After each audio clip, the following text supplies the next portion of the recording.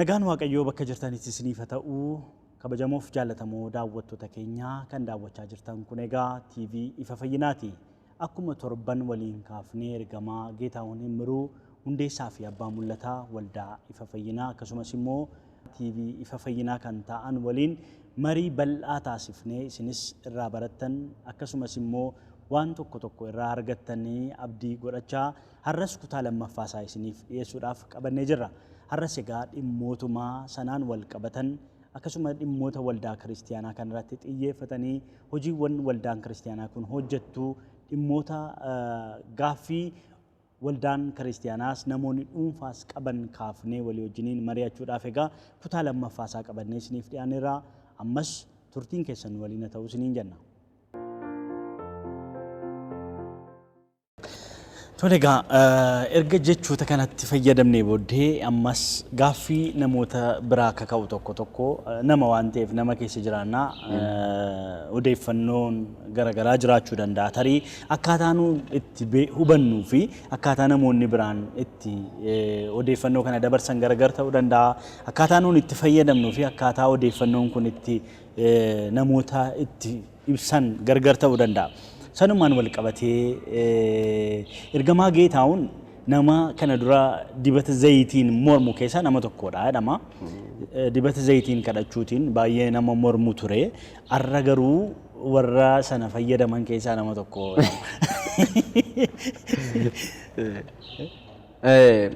Dibataan kadhachuu nama mormatu hin taane durii yaaduma namoota tokko irraa kan ka'e dur maal waan dhageessee intini taata waan siif hin ifne tokko waan siin galle tokko amma siin galinitti waa tokko gochuu hin dandeessu. Amma namoonni yaada garaagaraa kaasan jiru ammumayyuu dhimmoota dibataa wajjin wal qabatee dur ofii kootis baay'ee dibataan hin kadhadhuun ture. Normally almost waggaa 4-5 asitti irraa kan hafe jechuudha. Dur baay'ee keessi koon fudhatu. Garuu namoota dhimma dibataa wajjin wal qabsiisanii haasaan irraa kan ka'e qorachaan dhufe. Ergii gara waldaa kanaa jalqabne kaasnee immoo maalitti namanaa dibataan hin kadhanna. Amma namoonni kan isaan morman dibataan kadhachuudhaan mormu miti amma namoonni ammumayyuu. Dibata gurguruudhaan mormu. Dibata gurgurtuu nuun jedhuun. Ammumayyuu jechuudha. Dibata gurguru amma bukkee qabuu dhiifnee dibataan kadhachuutu hin taane kan namni mormu dibata maaliif dibata gurguruu jedhu namoonni kan morman. Dibata maaliif gurguruu jedhu.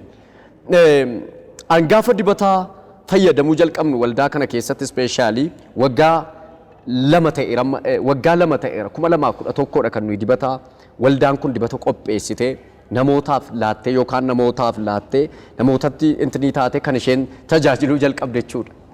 Dibata kuni diteeyilii kitaaba qulqulluu keenya keessatti gadi fageessinee yoo laalle nu nama dibatan gurgurru. Dibata gurgurra miti. Akkamsitti fakkaata namni kamni angaafuma jalqabu akkasin jedha. Dibata kana waldaan hin fayyadamnu. Yoo fayyadamne garuu ji'a tokkoon ilaala. Dibata kana irratti kadhadheen ji'a tokko ilaala. Ji'a tokko booddee kana keessatti namni dibata kana dibatee dhukkubarraan fayyu yoo ta'e nan dhaaba jedhee murteessee jalqabe gaafan jalqabu. Garuu jalqabnee ji'a tokko keessatti dhuga baatiin akka galaanaa baay'achaa dhufe. So maaliif ittiin fufnoo dhee murteesse. Isan murteesse kana ergiin gaafa jalqabe guyyaa tokko waldaatti bahee nan dhaaba sedheen beeku. Nan dhaaba. Har'as boris an dibata gurguruu ittuman fufa. Dibataan kadhachuu ittuman fufa. Tarii ammami faayidaan kitaaba qulqulluu keenya keessa yoo dubbisne sagalee waaqayyoo keenya keessatti dibati maaliif fayyada? Jalqaba utuu dibata hin gurguree hin bitee utuu hin jedhin maaliif fayyada dibanni? Dibanni maaliif fayyada? Isa jedhu kitaaba qulqulluu keenya keessatti kakuu moofaa keessa hamma kakuu haaraa keessatti dibati dhiibbaa guddaa qaba.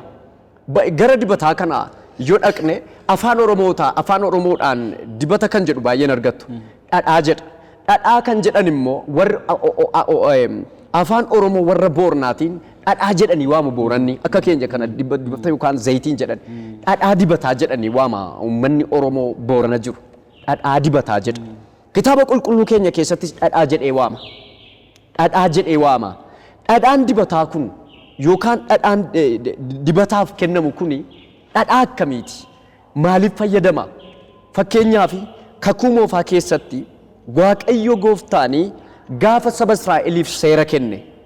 Seera gaafa kennu dhadhaa kanatti akka isaan fayyadaman, dhadhaa kana dibatanii akka isaan fayyadaman. Dhadhaan dibataa kuni kakuu moofaa keessatti qulqulleessuudhaaf yookaan immoo wantoota qulqulleessuudhaaf yeroo itti fayyadaman jiru. Qulqulleessuudhaaf yeroo itti fayyadaman jiru. Gara sana utuun dhaqini dibatii akkaataa lamaan jira. Inni tokko dibata gaanfaa horn anointed wanta jedhamutu jira. Inni biraani dibata afaan Oromoon isaa maal jedha sitti fakkaata? Filaaskaa anointed jedha Ingiliffisaa, afaan Oromoo shurrubbee jedha. Shurrubbee jedhaan.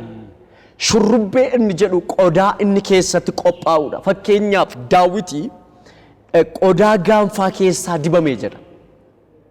Isa dura garuu Waaqayyo maal jedha Museedhaani? Leewwota boqonnaa 8 lakkoofsa 30 irratti akkas jedha. Akkas jedha laa qulqulleessu. Museen itti fufee dhadhaa dibataa irraa dhiiga iddoo aarsaa irra jiru irraas waa fuudhee Aroonitti uffata isaatti ilmaan isaatti uffata isaattis in facaase.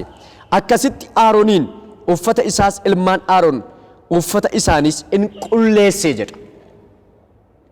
Qulleessuudhaaf fayyada dhadhaan dibataa kun. Wantoota qulqulleessuudhaaf fakkeenyaaf Aroonii kutaan mana qulqullummaa yookaan immoo kutaawwan mana qulqullummaa keessa jiran manni qulqullummaa kakuu moofaa keessatti kutaa 3 qaba. Kutaa jalqabaa, kutaa lammaffaaf kutaa sadhumaati. Iddoo qulqullootaa isa jedhamu kutaa inni sun. Gara iddoo qulqullootaatti utuun darbin Aroonii uffata isaallee hin dibata ture. Uffata isaan dibata. Darbee maal jedha sitti fakkaata? Faarfannaa Daawiti 133 irraa maal jedha sitti fakkaata?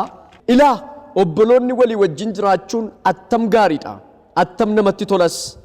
Inni akka dibata gati jabeessa isa mataa irraa areedatti gadi yaa'uuti.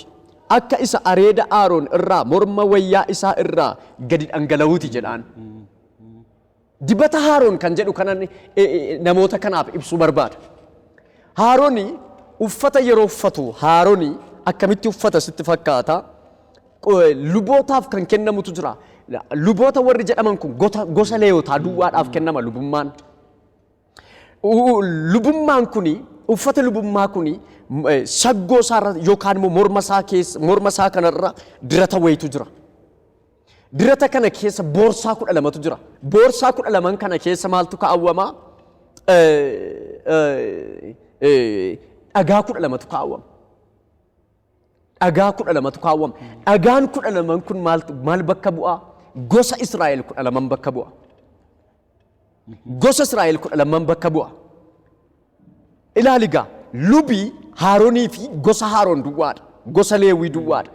Aroon immoo saba 12 kana bakka bu'ee dhaabbata fuula Waaqayyoo yeroo dhaqu.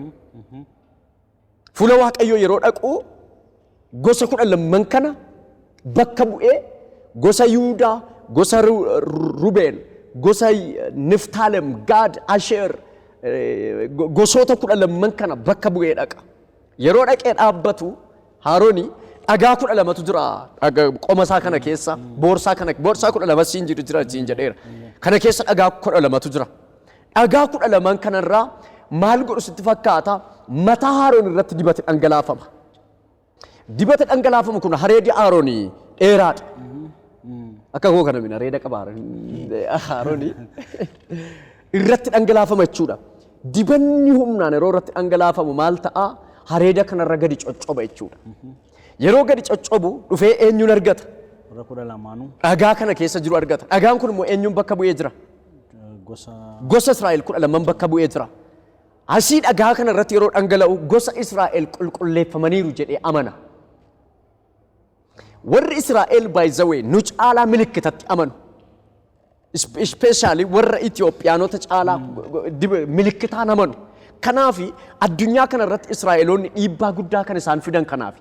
Bamilikmanni saayiniitti amanu, milikkitatti amanu jechuudha. Milikkitatti amanu jechuun jechootatti amanu. Dubbii jechootatti amanu. Fakkeenyaaf warri Israa'el maal godhu sitti fakkaata ganama abbaan Israa'el tokko yookaan abbaan Juushii tokko ganama obboroo irribaa yeroo dammaqu fakkeenya biraa yeroo dammaqu maal godha sitti fakkaata ijoollee isaa kana waamee akkas godha ija waynii muree gundoorra yookaan immoo gabatee irratti hafee ija waynii isa hurruubaa namatti tolu fuudhee cabsee fidee asirra kaa'a gundoorra. Ijoollee isaa hunda isaanii fidee kanarra kaa'ee eebbisa. Every morning ganama yeroo hundumaayyuu fidee harkarra kaa'ee eebbisa. Akka waynii kanaa ta'a. Lafa dhaxxanitti injifadhaa. Lafa dhaxxanitti mo'aa. Biyya dhaxxanitti hamaan sin hin argatin. Biyya dhaxxanitti bitaa jiraadhaa jedha. Sammuudhaan dagaagaa jedha. Qabeenyaan dagaagaa jedha. Beekumsaan dagaagaa jedha. Waaqayyoo wajjin jiraachuudhaan dagaagaa jedha. Israa'eloonni lafa dhaqan iddoo dhaqan kamitti jecha kana hojjetu, hojii kana hojjetu, milikkita. Waaqayyoo milikkitaan hojjeta. Kanaaf Aroonni adda isaarraa gadi dhangalaa'a, maanni mataa isaarraa gadi coccoba. Yeroo asirraa gosa 12tti coccobu isaan sabni naannoo kana jiru bilisa ba'u jechuudha. Milikkita jechuudhaan. Milikkitaan hojjeta Waaqayyo. Waaqayyo milikkitaan hin hojjeta. Waaqayyo maali saba sanaani utuu qullaa jedhee wal dhaalle milikkita waan ta'eef milikkitaan hojjeta jechuudha. Akkasumas qulqulleessuudhaaf fayyada jenneerra miti. Dibanni kun yookaan dhadhaan kun zayitiin kun afaan Amaariffaataan zayitii jedha. Ingiliffisaa anointed oil jedhamaan. Mootota isa lammaffaa boqonnaa 9 lakkoofsa 6 yoo dubbisne akkas jedhala. Mootota isa lammaffaa boqonnaa 9 lakkoofsi 6. Dhadhaa dibataas fuudhii godicha sanaa fi wantoota isa keessa jiru hundumaa dibi. Isaaf wanta isa keessa jiru hundumaa qulleessi. Innis qullee kan qulla'aa hin ta'aa jedhaan. Qulleessi innis maal ta'a? Qulla'aa ta'aa jedha. Dhadhaa dibataan nuyi fayyadamnu qulleessuudhaaf fayyada jechuudha. Hin qulleessa jechuudha. Wantoota qulleessuudhaaf hin fayyada. Kakuu haaraa keessas dhandhee ilaalla. Namoonni baay'een kakuu moofaa keessa malee kakuu haaraa keessa hin jiru jedhanii mormu. Jira kakuu haaraa keessas hojjeteera dhadhaan ejersaa yookaan dibanni zayitiin afaan Oromoodhaan zayitiin jedhu. Zayitii kan jedhu afaan Oromoo keessatti hin arganu. Dhadhaa jedha. Warri Booranaa dhadhaa jedhanii waamu. Zayitii isateetti warri Booranaan beekan dhadhaa jedhanii waamu isaanillee. Kitaabni qulqulluun keenya dhadhaa dibataa jedhee waama jechuudha. Kanaaf nuuniyyuu har'aa kaasee uummanni afaan kana dubbatullee utuu dhadhaa dibataa jedhee waame natti tola. Erga kana jedhee booddee inni lammaffaa dibanni kun inni lammaffaa aangeessuudhaaf aangoo fakkeenyaaf Daawitiin fuudhee maal godhe jedha. Hin dibe jedhamini bakkeedha amma inni dhufutti waa gochuu hin dandeenye jedha. Daawit nama noormaalii ture yeroo laga jiru, yeroo lafa onaa keessa jiru, yeroo hoolaa tiksu noormaalii ture. Dibata kana akka inni irratti dhangalaaseen dibanni kun Holy Spirit presence godha, represence godha. Holy Spirit represents godha. Daawit akkuma dhufeen dibata kana akka inni irratti dhangalaaseen qodaa gaanfaa keessa kaleessa afurri mootii ta'uu irra hin turre. Afurri mootii ta'uu irra hin turre kaleessa Daawit irra. Afurri faarfannaa irra hin turre Daawit irra. Afurri raajummaa irra hin turre Daawit irra. Erga dibanni kun irratti dhangala'e yeroo sanaa kaasee humni guddaan irra dhufe mootii ta'uun irra dhufe jechuudha. Aangeessuudhaaf fayyada dibanni kun. Aboo aangeessuu qaba. Aboo aangeessuu qaba dibanni kun. Aboo aangeessuu qaba. Kanaafi inni biraan dibanni kun wantoota adda baasuuf jechuun waan tokko adda baasuudhaaf maal jedha sitti fakkaata? Ba'uu boqonnaa 40 lakkoofsa 9 akkas jedha. Dhadhaa dibataas fuudhi. Godicha sanas wanta isa keessa jiru hundumaas dibi. Isaafis waan isa keessa jiru hundumaa qulleessi dibii jedhaan adda baasuudhaaf. Hin adda baasa jechuudha. Inni lammaffaa waanjoo cabsuudhaaf dibaticha keessa humna waanjoo cabsuutu akka jiru ibsameera. Isaayyaas raajicha 10:27 irratti jechuudha. Dibaticha keessa afaan Oromoonsaa afaan Ingiliffaansaa waanjoo cabsuudhaaf jedhaan Ingiliffisa. Afaan Oromoonsaa furdina isaarraa kan ka'e. Furdina saggoo isaatirraa kan ka'ee jedha. Inni sun garuu furdina dibaticharraa kan ka'ee jedha Ingiliffisa. Waanjichi isin cabaa jedha. Inni biraani dibanni kuni aangessuudhaaf jenneerra, qulqulleessuudhaaf jenneerra, adda baasuudhaaf jenneerra. Kakuu moofaa keessatti wantoota kana yoo ilaalle kakuu haaroon fa'i kaasee hamma dhufee kakuu haaraan ga'utti akkas jechuudha. Kakuu haaraa keessa yoo dhufne namoonni baay'een dibanni kun kakuu haaraa keessa hin jiru jedhanii amanu. Kakuu haaraa keessa jira. Maarqos boqonnaa 6 yoo dhannee dubbisne lakkoofsi 13 maal jedha? Lakkoofsi 12 maal jedha isinitti fakkaata? Akkasitti warra 12 ba'anii namoonni yaada garaa isaanii akka geddaratan lallabanii jedha. 12 kun hin ba'anii yaada garaa isaanii akka isaan geddaratan maal godhan? Hin lallabanii jedha. Ergasii booddee 13 irraa akkas jedhaan isaanis hafuurota hamoota baay'ee baasanii warra dhukkubsachaa turanis baay'ee dhadhaa dibataa kana dibanii isaanin fayyisanii jedha. Akkasitti warri 12 ba'anii namoota yaada garaa isaanii akka geddaratan lallaban isaanis hafuurota hamoota baay'ee baasan warra dhukkubsachaa turanis baay'ee dhadhaa dibataa dibanii isaanin fayyisanii jedha. Kakuu haaraadha kun. Akkasitti dhadhaa dibataa dibanii hin kadhatanii hin fayyisanii jedha. Dhadhaa dibataa dibanii hin fayyisanii jedha. So kakuu haaraa keessatti dhadhaan dibataa yookaan immoo afaan Amaariffaatiin zayitiin jedhu sun dhiibbaa guddaa qaba jechuudha. Yaaqoob boqonnaa 5 lakkoofsi 14 immoo akkas jedha. Isin keessaa namni dhukkubsate jira. Inni jaarsolii waldaa kiristiyaanaa hawaamsifatu. Isaan immoo maqaa gooftaatiin dibata dibanii kadhata haa godhaniif jedha. Namni dhukkubsate isin keessa jira. Isa inni immoo jaarsolii waldaa kiristiyaanaa waamee dibata dibanii haa kadhataniif jedha. Jaarsolii waldaa kiristiyaanaa inni jedhu kun mataan isaa iyyuu hiikkaa qaba. Jaarsolii waldaa kiristiyaanaa eenyu? Kitaaba qulqulluu keenya keessa yoo qoranne jaarsolii waldaa kiristiyaanaa warri jedhaman warra ergamoota jedhaman kanaadha.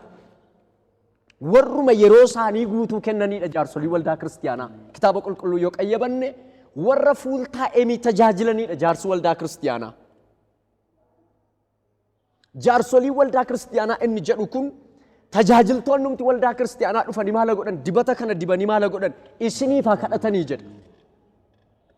Dibata dibanii isiniif haa kadhatanii jedha. Kanaaf kakuu haaraa keessattis kakuu moofaa keessatti dibanni hojii guddaa hojjeteera. Dhiibbaa guddaa qaba dibanni nuyi ittiin kadhannu irraa. Egaa gara waldaa keenyaatti dibata ifa fayyinaa yoo deebine namoonni baay'een dibata gurgurtuu nuun jedhu. Dhugaadha. Dibata hin gurgurre nuyi. Dibanni kun ammaaf faabrikaa isaan qabu. Nuyi amma qodaan dibanni kun itti nama hin binna gabaarraa. Hin binna gabaarraa. Dibatichis gabaarraa bitamee dhufa. Kanaafi nuun ammaa fi dibata kana hin qabnu. Faabrikaa isaa hin qabnu. Oomisha isaa hin qabnu. Waan nuu baasu hin qabnu. Qodaan isaan bitama. Maan maqaan isaa dibanni kun mataamti isaallee bitamee dhufa. Darbee immoo utuma qodaan isaa hin bitamu ta'e utuma faabrikaa isaa qabaanne kanaan hojii wangeela Kiristoos hojjetama. Gaafa dibata kana gurgurru garuu yookaan gaafa dibanni kun namaaf kennamu garuu dibata kanatu isin fayyisa jennee miti. Jalqaba kaaseera. Dibati kuni maqaa Yesuusin ripireezenti godha. Maqaa Yesuustu irratti waamameeti. Ani guyyaa tokko ho'aa fudhadhaa galaa dibanni kun isin fayyisa jedheen beeku. Dibata kana irratti maqaan Yesuus Kiristoos waamameera. Maal jedha barreeffamuu isaa irratti iyyuu dibanni kun maqaan Yesuus yeroo irratti waamamu abaarsa cabsa, in eebbisa, bilisa baasa jedhaan. Maqaan Kiristoos yeroo irratti waamamu. Nuyi guyyaa tokko dibata kana fuune hoo dibanni kun kakuu moofaa keessatti dibanni kun gosa garaa garaa irraa qabamameeti kan hojjetamu. Dibanni kun waan garaa garaa irratti hojjetama. Dibanni kun gaafa nuyi maqaa gooftaa irratti waamne noormaaliidha. Namoonni baay'een zayitiin nyaataa fi zayita dhugaadha nyaataaf isin ta'a. Bishaan irrattis kadhannee fillaan nan fayya. Kan immoo milikkita Yesuus Kiristoos fayyadameera. Warra kaan hancufa isaa lafatti tufe biyyoo fuudhee dhaqiitii dhiqadhuttiin jedheera. Yesuus fayyi jedhee rukutee fayyisuu hin dadhabne. Milikkitaan hojjechuun akka jiru agarsiisuudhaaf akkas godhe. Milikkitaan fayyisuun akka jiru gochuudhaaf akkas godhe. Dhaqee namichi biyyoo asitti dibeen dhiisne immoo waan si ajaa'ibu achitti. dhaqiiti maal godhe ammoo akka seera saayinsiitti Yesuusitti gaafatama utuu bara har'aa ta'e utuu namoota har'a yeroo sana iyyuu warri nu malee jirran jedhe nu malee jira nu malee namni hin jiru nu malee akkas gochuun hin danda'amu nu malee akkas gochuun hin dandeessani namoonni jedhan yeroo sana keessa iyyuu turaniiru Yesuus duukaa utuu akka har'aa ta'e immoo saayinsiin hin kasasa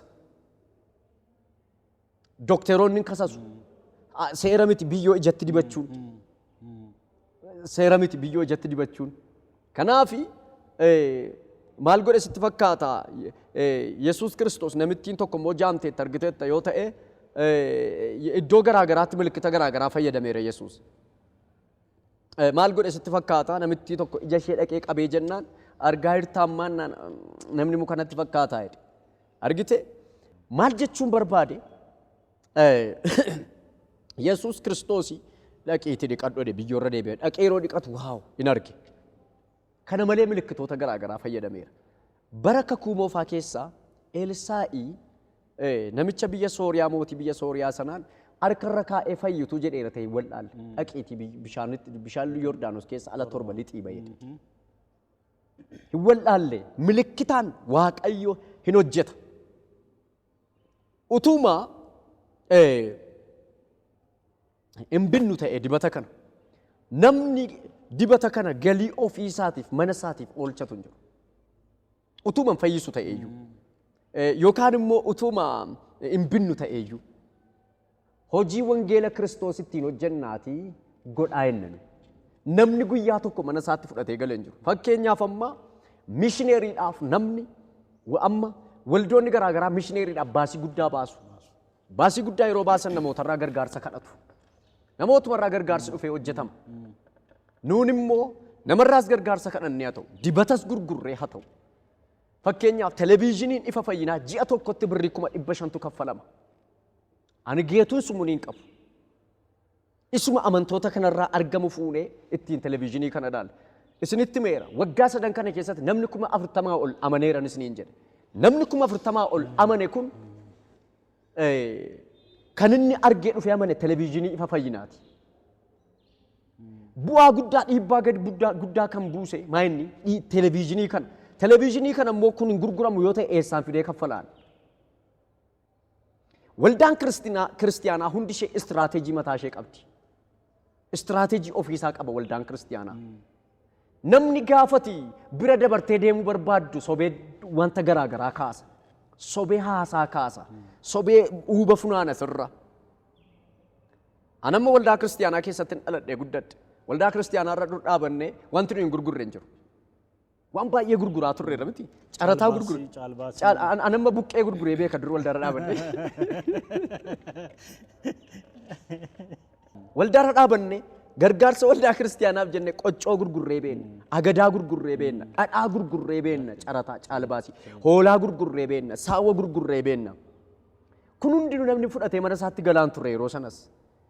Har'as kaazinaa geetuutti guyyaa tokkitti kaazinaan wanti gurgurame kun guyyaa tokko galee hin beeku. Warri amma dibata gurguradhanii nu arrabsaa oolan guyyaa guutuu isaan waldaa keessaa waldaarra dhaabatanii dibata gurguruu nuun jedhanii nu arrabsu. Haadhi manaa isaan immoo erganii ganama dhufanii fudhatu nurraa. Faayidaa isaa baranii. Faayidaa beeku. Waldaarra dhaabatanii abalu biran naqinaa maal dibata gurguraa. Abalu biran naqinaa maal dibata gurguraa. Abalu biran naqinaa bishaan gurguruu.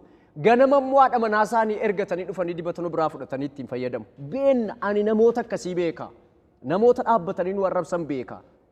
Kanaaf maal jechuun barbaade dibanni kun utuma faabrikaa isaa qabaanneeyyuu kan inni oolu gabiin kanarraa argamu lubbuu fayyisuudhaaf lubbuun ittiin gara gooftaatti dhufa galii hedduu galiin irraa argamu kun Yesuus Kiristoosii namni dhufee akka argatuudhaaf oola jechuudha. Walumaa galatti wantoonni kanarraa argaman wantoonni hedduudha laata ergama dibata kana gurguruudhaani galiin baay'een waldaa kana sochoosu tarii karaama dibata kanaati. Takkaayyuu dibanni kuni tokko gatiin dibata kanaas yeroo gurgurru nuyi baay'ee miti. Nuyi baay'isneen gurgurru. Tokko humni saba keenya humni nama keenya akkuma madaalutti jenneeti. Kun immoo nagadamin yookaan daldala miti. Kun daldala jedhama yoo ta'e innis nuyi gochaa turres daldaluma waldaa keessa dhaabannee daldalaa turre jechuudha. Achitti godhee waan an dhufeef asitti gochuun waan sheemina qabsiisuun qabu naan. So dibanni kuni namni yeroo dhufu isayyuu uummanni keenya harka qalleessaa kaaniif moo warra hin qabneef iyyuu akkasittiin yeroo laannu immoo jira. Dhaqaatti fayyadamaa jennee yeroo galu dibanni kun mishineerii ta'ee immoo gala iddoo garaa garaatti.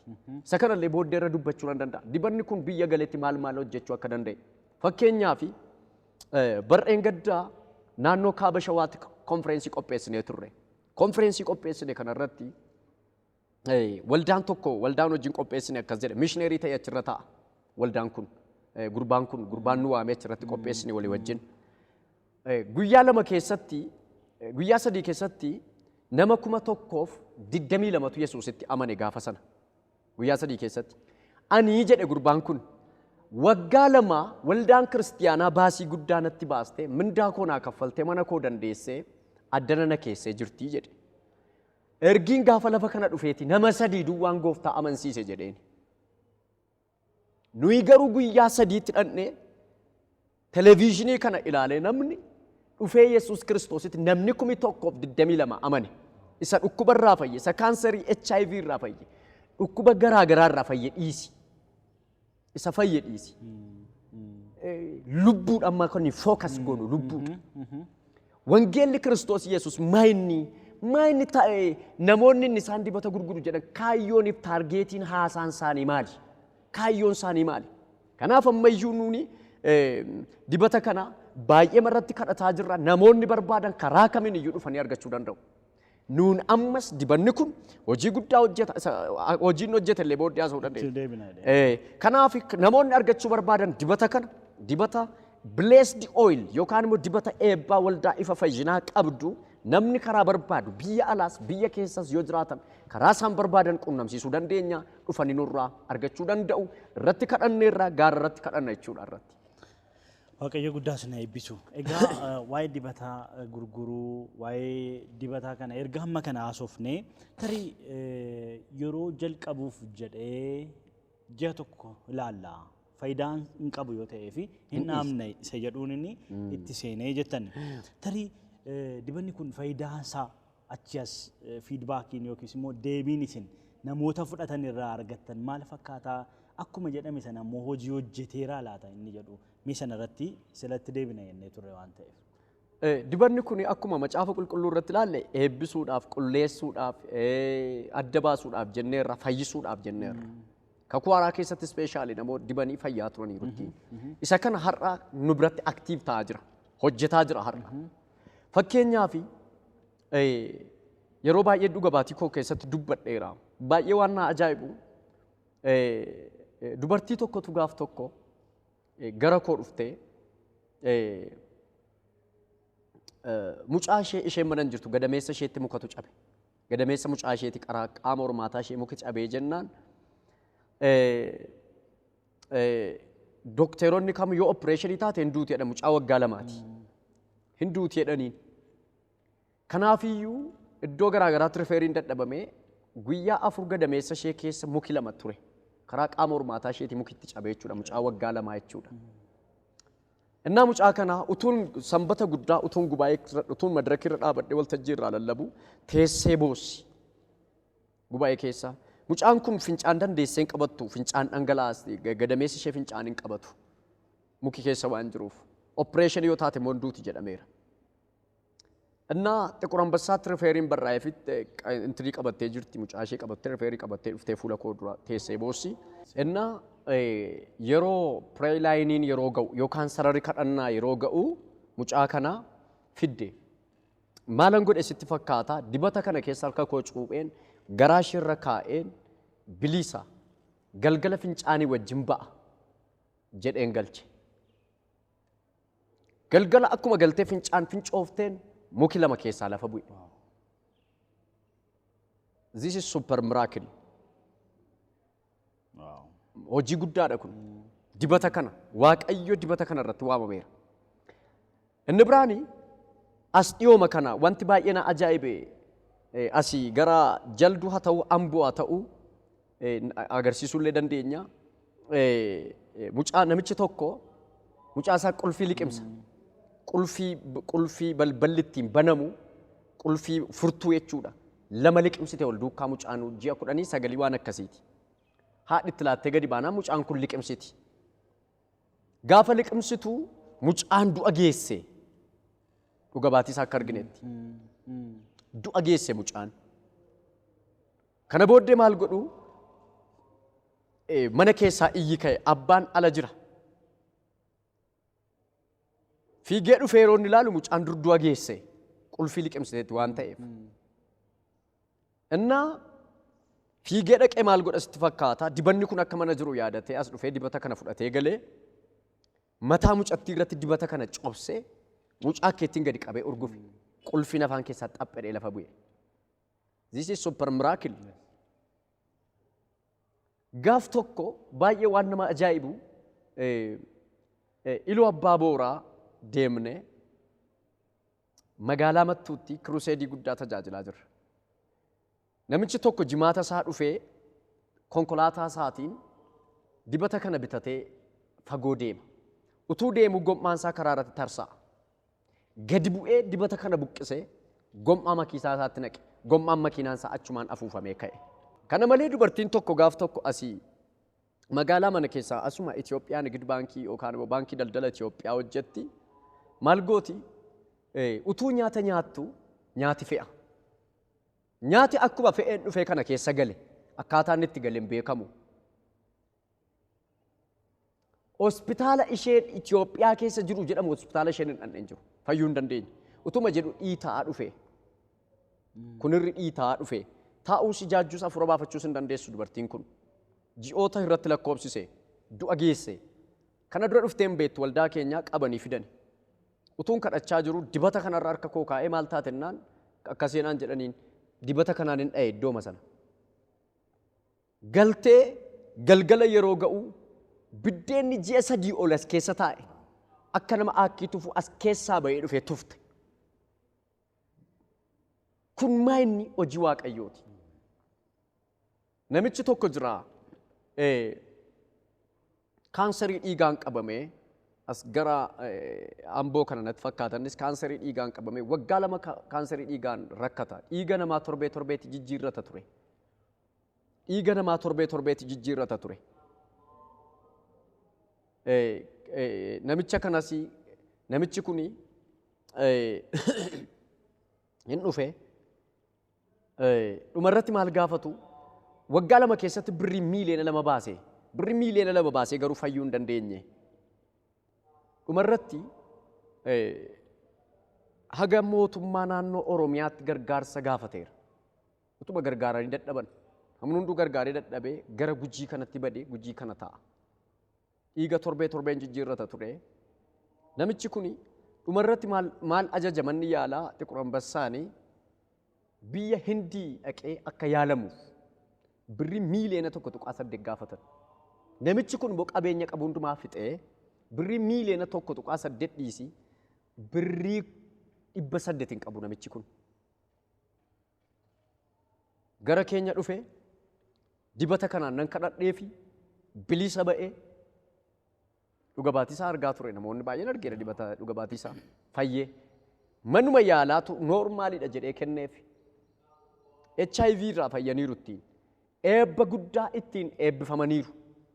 Dibati kun namucaasa biyya Arabaa utuu dhaquu dibata kana fuudhee dhaqee ka'ee karaa lafa onaa irratti dibata kana tokkitti ishee asii fudhatee bitatee ba'ee biyya Arabaa utuu deemu asii Diredawaadhaa kaasee Jibuutii qaxxaamuree Yemeniin qaxxaamuree Jibuutii keessatti lafa onaa barahaa lafa onaa biyya Arabaa keessatti dibata kana dibatee namni illee du'ee biratti dibata kana afaan nama du'ee sanatti cobsee nama kana kaasee dibata kana immoo dhagna isaatti diddibatee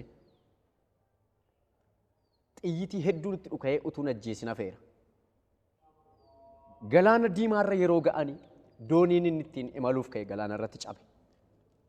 Doonii kanatti naqee sochooseera. Dhufee dhuga baatiisaa kenneera. Galaanni asii galaanni Awwaash waggaa darbee naannoo Basaqaa guutee nama hedduu nyaatee kaasuudhaaf buqqaasuudhaaf ka'ee mootummaan ajaja baase ambuulaansii konkolaataa adda addaa ajajee dhaqaa utuu isaan jiranii namichi tokko dibata sii fuudhee ka'ee galaana Awwaash irratti dibata kana xab godhee galaana Awwaash iddootti deebi'eera. Daqiiqaa walakkaa gidduutti biqiloota gogan lalisiisee beeka dibanni kun. Because maqaan Yesuus dibata kana irratti waamameera. Kan hojjechaa jiru dibata zayitii kana miti. Zayitiin kun zayitii nyaataati. Bargix zayitii nyaataati. Garuu hojii guddaa irratti hojjeteera. Sababni isaa maqaa Yesuus isa fannifametu irratti hojjetaa jira. Sanumaan wal qabatee dubartiin waggaa 17 waan akkasii tokko. Yaa kana duwwaa miti. Isas nan irraanfadhu dhugaadha. Kana duwwaa miti hojiin hojjete gaa namoonni beeku dhuga baatiin isaa darbaa jira TV irraa. Dubartiin tokko waggaa 17 guutuu dhiigi ishee dhangala'e. Dhiigi ishee gaafa dhangala'u mana yaalaa isheen hin naqin hin jiru. Xiqqaa haga Phaawulos haga Xiquur Ambassaa mana yaalaa isheen hin deemne hin jiru. Umarratti gaafa abdii kutattu dibata kana dhuftee asii fudhattee dibata kana dibatte. Waggaa 17 guutuu dhiigi ishee kan dhangala'e namatti kan hin baane nama dura kan hin deemne kan fooliin ishee nama deemsisuu hin dandeenye guyyaa tokko keessatti dibata irraa kute. Namoonni baay'een arganiiru kun qoricha caalu jedhu namoonni irra dhufanii dhugaa ba'an. Kanaaf isa namoonni jedhan miti isa namoonni haasa'an miti. Dibanni ifa fayyinaa dibanni eebbaa ifa fayyinaa haga biyya alaa ga'e biyya Arabaa keessatti hojii guddaa hojjeteera. Mana namoota baay'ee keessatti hojii guddaa hojjeteera. Kanaaf intiniinsaa kana fakkaata. Kanaaf dhimma dibataatiin wanti nuun qabnu irratti kadhannee finna waan ta'eef hojiin hojjechaa jiru immoo amma ammaatti dogoggoree addaa irratti uumamnee isa jedhu qabdu jechuudha. Kanaadha. Kanu. Waaqayyo isin eebbisu. Ameen. Baay'ee natti tola yeroo bal'aa fudhannee walii wajjiniin xumura irratti wanta xiqqoo tokko kaasnee dhaabna. Haaluma kanaan wal qabatee gastii kadhatna mana bakka boqonnaa yookaas immoo bakka keessummaa jedhamutu jira. Inni kun maaliif barbaachise? Waldaan kiristaanaa akkamittiin akkas gooti? Isa jedhutu gaaffiin akkasiisin ka'a. Gastii jedhamee affeeramanii achitti kadhachuun maaliif barbaachise? Inni kun gaaffiidha namoota hedduutii fi akka gaaffiitti kaasu. Waldaa keessatti maaf hin kadhatamu inni jedhu jira. Namoota akkamiitu iddoo boqonnaa kana yookaas immoo bakka boqonnaa kanatti dhufee kadhachiifachuu barbaada. Namoota akkamiiti immoo iddoo sanatti kan isin tiriit yookiis jajjabeessitan tiriit gootanii isa jedhu irratti. Kanaaf naannoo sanarra wanti jiru tajaajila namoota akkamiitu dhufaa tajaajila akkamii immoo argatu isa jedhu irratti gaaffii namootaaf deebii hin taa'ettanii waan yaaddan. By the way, dhaabbanni addunyaa kanarraa gastii dhabee hin jiru yookaan mana keessummaa dhabee hin jiru. Waldaamti dhabdee iyyuu hin jiru. Hundumtuu qaba waldaan. Garuu kan adda godhe nuyi kadhachuu keenyaafidha. Kan adda godhu yoo jiraate nuyi dhannee maaf kadhattuudha. Malee namni mana keessummaa dhabee hin jiru. Namni wal dhaabbanni yookaan manni mana keessummaa dhabee hin jiru. Wanti adda godhu yoo jiraate maaf kadhattuudha natti fakkaata. Maaf namni achitti hiikamaadha. Haa ta'uutiin ta'in malee guest house-iin wanni adda godhu tokko iyyuu hin jiru. Jalqaba nuyi gaafa naannoo kanatti waldaa jalqabnu gastii dhiisii manuma namni dhufee keessa taa'ee keessatti kadhanneef intini taa'uyyuu baay'ee gaariin hin turre. Mana boqonnaa hin qabnu. Namoonni yeroo barbaachisaatti yeroo garaa garaatti iddoo garaa garaarraa fayyina asitti ta'u barbaadee dhufa. Gaafa dhufu yeroo baay'ee namoonni naannoo kanatti nuyi akka ofii keenyaatti riizinii nuyi ittiin guest house keessatti namootaaf kadhachuu jalqabne. Namoonni dhufanii iddoo bultii dhabanii tankaraatatu hin jooru rakkatu. Sagantaan keenya jimaata. Sa jimaataa maaltu ta'a? Iddoo bulu dhabee dhufee ganaa walii gadi jooree tankaraattatee magaalaa kana keessatti yerootti saamamu yerootti maal ta'u jira. Kanarraa kan ka'u mari'annee maaliif namoonni kun maal nu gaafatu? Maaliif akka warra akkuma namoonni biraan qopheessan gastii maaf hin qopheessitanii? Nuyi kana barbaanna. Achitti akka nuu kadhatamu barbaanna. nuu kadhatamee galuu barbaanna nuu kadhatamee deebi'uu barbaanna jedhanii namoonni yaada garaa garaa kaasu jechuudha. Yaada namoonni qaban kanarraa kan ka'e nuunis maal goone dhuguma maaliif hin qopheessinu maaliif hin qabnu jennee nuun amma gastii ofii keenyaa hin qabnu kireessineeti kan fayyadamaa jiru kireessineeti namoonni akka isaan fayyadaman gochaa kan jiru malee ofii keenyaa ijaarree miti. Namoonni rakkina garaa garaa qaban hin dhufu namoonni dhiphina garaa garaa qaban hin dhufu. So namooti kuni namoonni dhuunfaatti si argachuu barbaadan hin jiru. Namoonni akkati gubaa'ee keessatti isaaniif hin kadhanne barbaadan jiru. Kanaaf maal goona dhandhee iddoo isaaniif qophaa'e kana keessatti isaaniif kadhannee akka isaaniif mijatutti akka isaaniif tolutti dhandhee gaaffii kana kan kaase nu miti. Namooti fakkeenyaaf biyya alaarraa dhufan jiru. Namoonni biyya garaa garaa irraa dhufan jiru. Qooda dhaqanii bakkeetti kaffalan. Maaliif qophii kana asumatti qopheessinee hojii wangeelaafis in oola waan ta'eef hojii wangeelaafis in ta'a waan ta'eef isa bakkeetti dhaqanii saamamanii isa bakkeetti dhaqanii gatii baasanii fakkeenyaaf halkan dhaqanii achi bulanii dhufanii iddoo qabachuur maaliif naannoo waldaatti kun hin qophaa'u namoota hin fayyada. Namni fayyadama by the way waldaa duwwaaf fayyadama miti nama duwwaatu fayyadaman waldaan sin fayyadamti namoonni dhufan kun sin fayyadamu dhufanii itti tolanii kadhachaa bulanii hoteela biraa dhattee hoteela garaa garaa dhattee akka garaa keetti kadhachuu hin dandeessu akka garaa keetti ofirraa buutee faarfachuu hin dandeessu akka garaa keetti waaqayyotti dhiyaachuu hin dandeessu kana garuu kan waldaatu waan ta'eef wanta achi keessatti argamu afuuraa wajjin waan wal qabatuuf dhufee hoteeluma kana waldaadhaaf kireessitan hoteeluma kana waldaadhaaf kireessine nuyi isuma kana dhufee kaffaleeti kan inni galee kadhannee fi baasnu malee wanni addaa taateen addaa miraakiliimti addaa wanti waaqarraa gadi bu'e yookaan immoo wanti addaa wanti taateemti addaa achi keessatti ta'e sin jiru tokko waldaa kiristaanaaf fayyadama galiin achirraa argamu bal'isuu wangeelaatiif ta'a ammas isa kanarratti waan dubbadhu namni kiisi isaatti galfatu hin jiru tokko iyyuu bal'isuma wangeelaaf ta'a akkuma jalqaba sitti kaase dhaabbanni ofii isaati dhaabbanni inni joo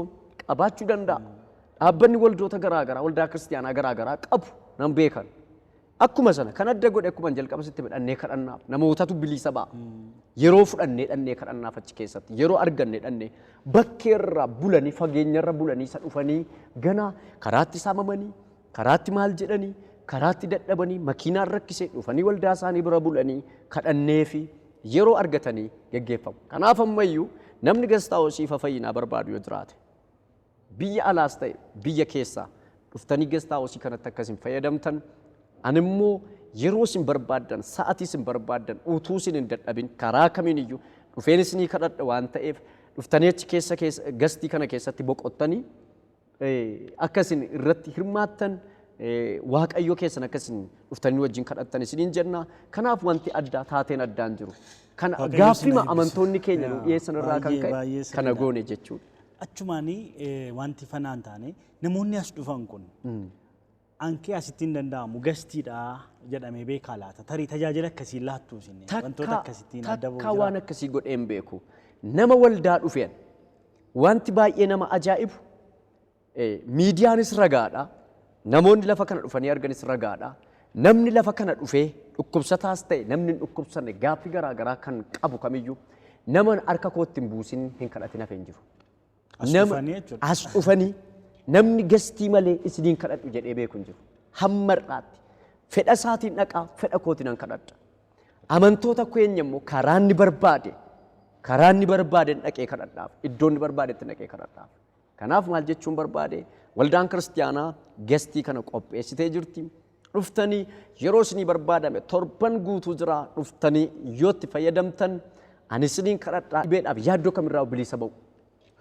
Waaqayyo sina eebbisu. Egaa tajaajilli gastii kunii yookiis immoo bakka keessummaa kunii kan inni barbaachiseef dhuunfaatti walii wajjin mari'achaa dhimma irratti kadhachiifachuu barbaadan irratti kennanii kadhachiifachuuf yeroo bal'aa fudhachuudhaa fi wantoota kana qabaa jechuudha. Bu'aan isaa tajaajilumti bakka keessummaa kunii dhuunfaatti namoota sana wajjin wal arganii yeroo fudhatanii wajjin kadhachuudhaaf baay'ee mijataa isa jedhudha.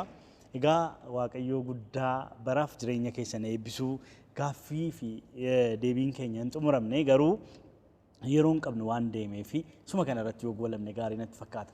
Kanaaf waamicha keenya kabajanii akkasittiin yaada bal'aa keessan jiru gaaffii waldaan kiristaanaa namoonni dhuunfaan qaban illee hamma danda'ametti waan sirrii fi qajeelaa qulqulluu ta'e nuuf deebisuudhaaf waan yaaddanii fi maqaa daawwattoota TV Fafayyinaatiin guddiseen isin galateeffadha. Abbaa Mul'ataa fi hundeessaa waldaa Fafayyinaa addunyaa kanaa akkasumas immoo hundeessaa televizyiina Fafayyinaa baay'ee waaqayyo guddaa baraaf jireenya keessan eebbisu tajaajilli keessan eebbifamu isiniin jechuun barbaada ulfaadha. Eebbifamaa isinis asitti yaaddanii akka kanatti qopheessitanii nu waamuu keessaniif waaqayyo isinillee bara keessan bara jireenya kee eebbisu waaqayyo si eebbisu. Ameen. Kabajamuuf jaallatamoo daawwattoota keenya mariin keenya egaa kan nuun isiniif dhiyeessaa turre asuma irratti goolabnaa yeroo gaarii nuuf laattaniin waliin turtii waan gootaniif waaqayyo guddaa baraaf jireenya keessan eebbisuu ulfaadhaa isiniin jecha ogeessota kaameeraa keenya Biqilaa fi Fayyisaa waliin turre waaqayyo isin eebbisuu torban gaarii.